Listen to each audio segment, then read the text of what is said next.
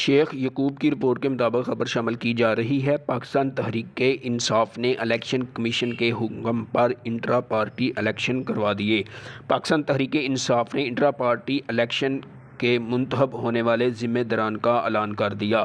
یاد رہے کہ پاکستان تحریک انصاف کے چیئرمین اور سابق وزیر اعظم عمران خان رضاکارانہ طور پر پارٹی کے عہدے سے علیحدہ ہو گئے تھے، تاہم مخالفین انتخابات پر سوال اٹھا رہے ہیں۔ الیکشن کمیشن نے تحریک انصاف کے گزشتہ انٹرا پارٹی الیکشن پر سوال اٹھاتے ہوئے 20 روز کے اندر نئے الیکشن کروانے کی ہدایت کی تھی۔ تحریک انصاف کے مطابق آج ہونے والے پارٹی الیکشن میں بیرسٹر گوہر بلا مقابلہ چیئرمین پی ٹی آئی منتخب ہو گئے ہیں۔ دوسرے منتخب ہونے والے ذمہ داران میں Umar Ayub Khan general secretary, doctor Yasmin Rashid صدر پنجاب، حلیم عادل شیخ صدر سندھ، علی امین گنڈاپور صدر خیبر پختونخوا اور منیر احمد بلوچ صدر بلوچستان منتخب ہو گئے ہیں۔ کیمرہ مین علی بٹ کے ساتھ شیخ یعقوب، نیوز 4 گوجرانوالہ۔